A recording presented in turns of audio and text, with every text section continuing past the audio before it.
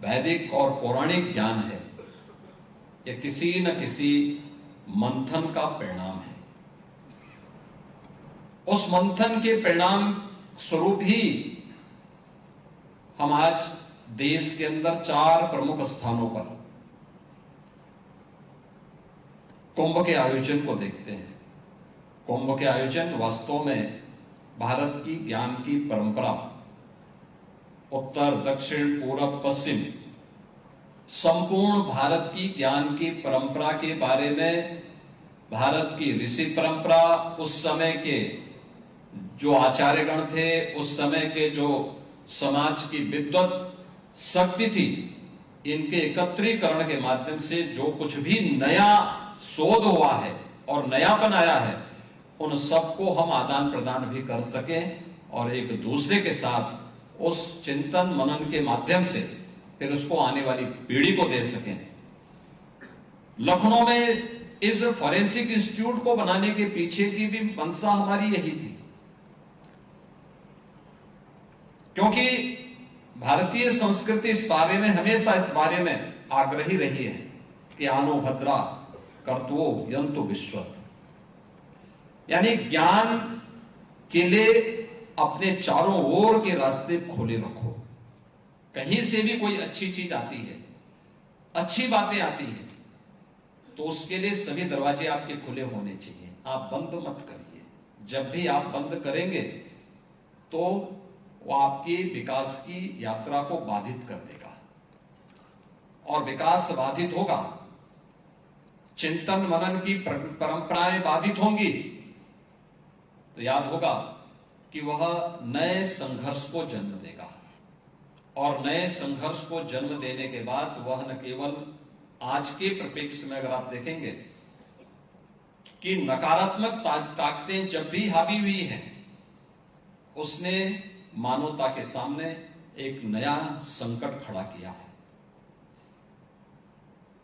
आज से 3,500 वर्ष पहले इसी लखनऊ के बगल में नेमिषारण्य में जो सबसे बड़ी गोष्ठी हुई थी, उसमें 88,000 विद्वानों ने ऋषि मुनि के रूप में भाग लिया था, और वह भारत की पौराणिक परंपरा में पुराणों के माध्यम से वो ज्ञान धरोहर के रूप में हम सबके सामने प्रस्तुत हुआ।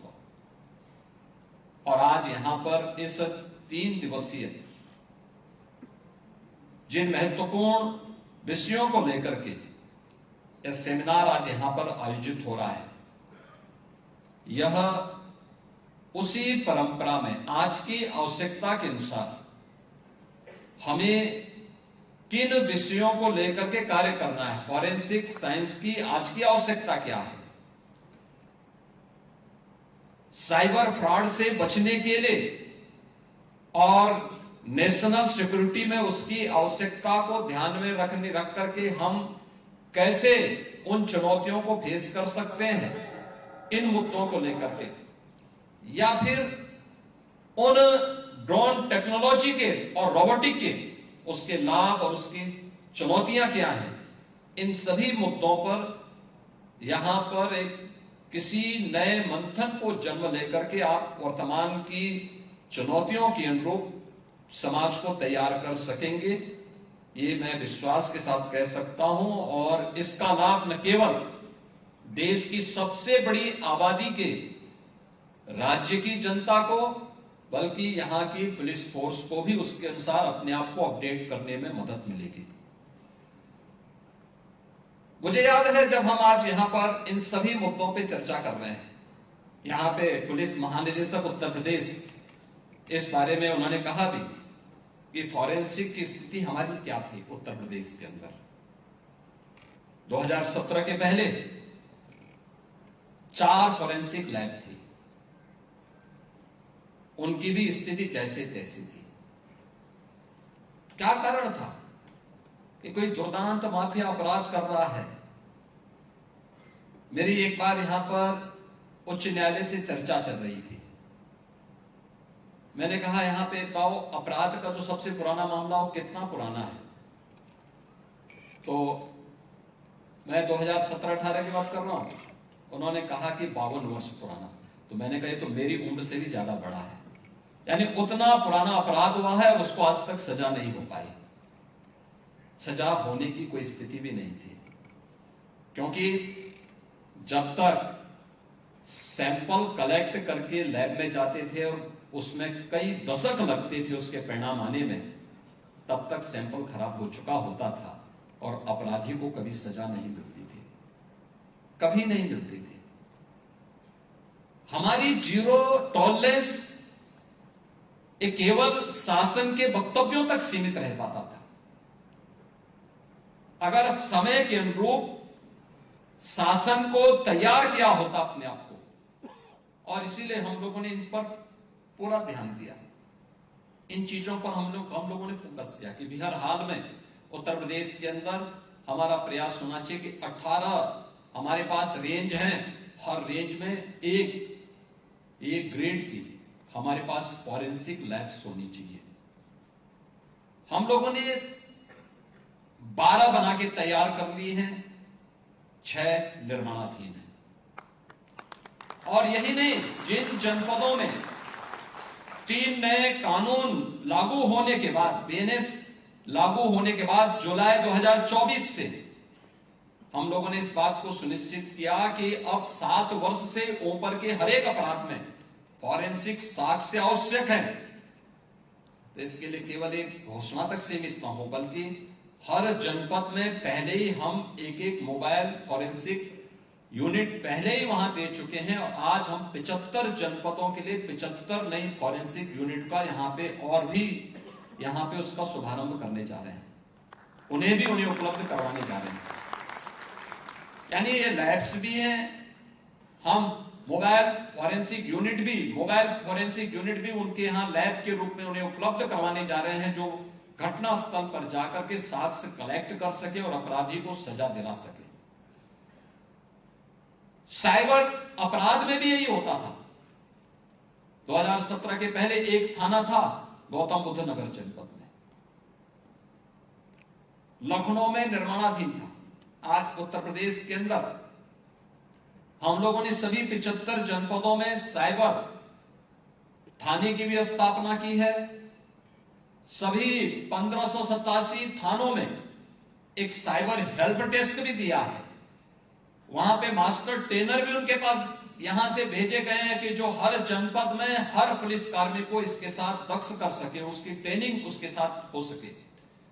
यह भी कार्य किया गया, और अब तो प्रयास इस दिशा में हमारा चल रहा है कि हम बहुत शीघ्र एक साइबर मुख्यालय को ही बना करके, क्योंकि वर्तमान की इन चुनौतियों का सामना करने के लिए, न केवल साइबर फ्रॉड को रोकने के लिए, बल्कि अभी ऑपरेशन सिंदूर में आपने देखा होगा पूरा युद्ध ही साइबर युद्ध की तरफ जा चुका था। अब फाइटर प्लेन नहीं काम कर रहे थे, अब उससे भी आगे सोच करके हमें कार्य करना होगा। अब सुपरसोनिक मिसाइल या फिर कोई ऐसा ड्रोन जो इस चुनौती को सामना कर सके, वही इसमें उपयोगी हो सकता है। और आज इस देश से हम लोगों ने यहां पर देखा होगा कि यहां पे आज हम लोगों ने बहुत सारी चीजों का यहां पे उद्घाटन भी किया है। अभी यहां आने के पहले हम लोगों ने एडवांस डीएनए डायग्नोस्टिक सेंटर का यहां पे उद्घाटन किया है। अब देखिए, यानी world class DNA diagnostic lab यहां बनी हुई है। जो छात्र यहां पढ़ रहे हैं उनके लिए भी, और जो लोग यहां पे ट्रेनिंग करेंगे उनके लिए भी हम लोगों ने आज यहां पर इसका शुभारंभ किया है। इसके साथ ही यहां पे AI, drone and robotic technology की लैब का भी हम लोगों ने उद्घाटन किया है। आप देख सकते हैं वहां पे नैनो ड्रोन से लेकर के और 40 केजी तक का सामान ले जाकर के उस लक्ष्य को प्राप्त करने की दिशा में उसका क्या उपयोग हो सकता है, उस प्रकार का भी ड्रोन यहाँ की लैब में आप देख सकते हैं। और पूर्व प्रधानमंत्री और जिनका कार्य क्षेत्र ये लखनऊ था, श्री अटल बिहारी वाजपेयी जी के नाम पर अटल लाइब्रेरी का भी आज हम लोगों ने शुभारंभ किया है। और ये वर्ष अटल जी की शताब्दी महोत्सव का वर्ष भी है, तो इस उद्देश्य से तीनों प्राथमिक संस्थान को हृदय से बधाई देता हूं। हमें इस दिशा में लगातार कार्य करना होगा। वर्तमान की चुनौतियों के अनुरूप अपने आप को तैयार करना होगा। मुझे याद है, अगर हमारे पास टेक्नोलॉजी नहीं होती, महाकुंभ अपनी सफलता की ऊंचाइयों को नहीं प्राप्त कर पाता। हम लोगों ने वहां पे बेहतर टेक्नोलॉजी का बेहतर उपयोग किया। हर जनपद में भी हम लोगों ने इसका बेहतर उपयोग किया है। आज भी उत्तर प्रदेश पुलिस इस दिशा में कार्य कर रही है। अब हम लोग इसका इंतजार नहीं करते हैं कि कोई व्यक्ति अपराध कर लिया है तो हम हाथ पे हाथ धरे बैठेंगे। ऐसा नहीं होता है। और यही कारण है कि जिस उत्तर प्रदेश में पहले अपराधी अपराध कर लेता था, अब वो अगर अपराध किया है तो उसको अगले 24 से 48 घंटे के अंदर पुलिस के हाथ में उसको लगना ही लगना है, वो कहीं जा नहीं सकता है। और यह स्थिति आज उत्तर प्रदेश पुलिस ने विकसित कर ली है और उसी का परिणाम है कि उत्तर प्रदेश सुरक्षा के मानकों को तेजी के साथ आगे बढ़ा रहा है। हमें समय के अनुरूप अपने आप को तैयार करना होगा। समाज की जो डिमांड है उसके अनुरूप हमें चलना होगा। अगर हम नहीं चलेंगे तो स्वाभाविक रूप से हमारे सामने स्वयं के अस्तित्व का संकट खड़ा होगा। अब समय गया जब उत्तर प्रदेश पुलिस भागती थी और पीछे से अपराधी या कोई दुर्दांत माफिया उसको दौड़ाता था। अब उत्तर प्रदेश पुलिस का नाम सुन करके, उत्तर प्रदेश की पुलिस की कार्य पद्धति को देख करके, उसके द्वारा टेक्नोलॉजी का बेहतर उपयोग करने का परिणाम है कि अब अपराधी नाम सुन करके भागता है। उसके मन में एक भय होता है, उसके मन में कानून का भय भी है और उसके मन में जीरो टॉलरेंस की उस नीति का भय भी है जो उसको कानून के दायरे में ला करके सजा दिलाने में सहायक होता है। और जब तक यह भय नहीं होगा, एक कॉमन मैन के मन में विश्वास नहीं आप पैदा कर सकते। उसको पैदा करना है तो उसके लिए आपको अपने आप को तैयार करना होगा। और मैं इस बात के लिए धन्यवाद दूंगा उत्तर प्रदेश का जो हमारा ये इंस्टीट्यूट है, इसकी स्थापना, यानी आपके सामने बड़ी विचित्र सी स्थिति होगी। ये उत्तर प्रदेश पुलिस के नाम पे लैंड थी और इस लैंड पर लखनऊ का एक भूमाफिया कब्जा कर लिया था। किसी को पता ही नहीं था। और तो मेरे पास उस समय के डीजीपी आए, उन्होंने कहा कि यूपी पुलिस की लैंड पर एक भूमाफिया कब्जा कर लिया है और वह काफी सत्ता के नजदीक रहा है। तो मैंने कहा फिर हाथ पे हाथ धरे क्यों बैठे, उसकी पूरी फाइल थोड़ा मुझे उपलब्ध कराओ। पूरी फाइल आई, मैंने देखा, हमने अपनी कार्रवाई को आगे बढ़ाया। मामला चला, पुलिस के पक्ष में जब ऑर्डर हुआ तो हाईकोर्ट गया। हम लोगों ने उससे पहले एफआईआर लॉन्च किया था और फिर कार्रवाई जब प्रारंभ हुई तो सामने उसने हथियार डाल दिए। उसने कहा साहब मैं पूरी लैंड को यूपी पुलिस को वापस करना चाहता हूं। हमने कहा तुम्हारी कृपा नहीं है, तुम्हें तो करना ही होगा देर सवेर। और वह अंततः यूपी पुलिस के नाम पे आया और आज आप देख रहे होंगे इतना प्रतिष्ठित संस्थान ये बन चुका है। अब यहां पे अलग अलग कोर्सेज चल रहे हैं। इसको अभी एफिलिएट किया गया है, जो हमारा नेशनल फॉरेंसिक इंस्टीट्यूट यूनिवर्सिटी है अहमदाबाद गांधीनगर में, वहां से एफिलिएटेड है और बेहतरीन तरीके से विश्वविद्यालय के साथ बेहतरीन तालमेल के साथ ये इंस्टीट्यूट आज यहाँ पे संचालित है, अपने लक्ष्यों को प्राप्त करने को अग्रसर है। और मेरा मानना है उत्तर प्रदेश पुलिस बल को और उसकी विभिन्न शाखाओं को निरंतर यहाँ पर ट्रेनिंग लेने के साथ ही इस टेक्नोलॉजी के साथ अपने आप को अपडेट करना होगा, चाहे वह आज के समय में फॉरेंसिक से जुड़ी हुई हो, साइबर से जुड़ी हुई हो, आईटी या फिर इस फील्ड से जुड़ी हुई, एआई से जुड़ी हुई हो, रोबोटिक्स से जुड़ी हुई हो या ड्रोन टेक्नोलॉजी से जुड़ी हुई, इन सब से जुड़ी हुई सभी को हमें अपने आप को तैयार करना होगा। याद रखना, बहुत जितना आसान टेक्नोलॉजी ने जीवन को बनाया है, उतनी ही बड़ी चुनौती हमारे सामने टेक्नोलॉजी ने दी भी है। हमें उस चुनौती के लिए और नकारात्मक ताकतों के द्वारा मानवता के सामने एक सामान्य नागरिक के सामने और समाज की सज्जन शक्ति के सामने सुरक्षा के लिए और उनके अस्तित्व के लिए जो चुनौती खड़ी की जाती है, टेक्नोलॉजी से ही हमें उसका समाधान का मार्ग भी अपनाना पड़ेगा।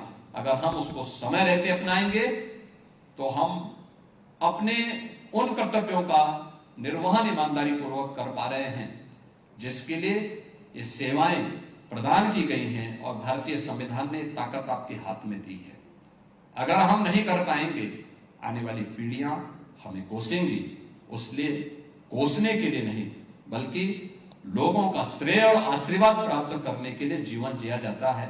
और उस दृष्टि से यह इंस्टीट्यूट उत्तर प्रदेश पुलिस और उत्तर प्रदेश के साथ ही अपनी वर्तमान पीढ़ी को आगे बढ़ने के लिए और उन न्यू एज टेक्नोलॉजी और कोर्सेज के साथ जोड़ रही है जो आज की आवश्यकता है और भविष्य की विकसित भारत की आधारशिला बनेगी।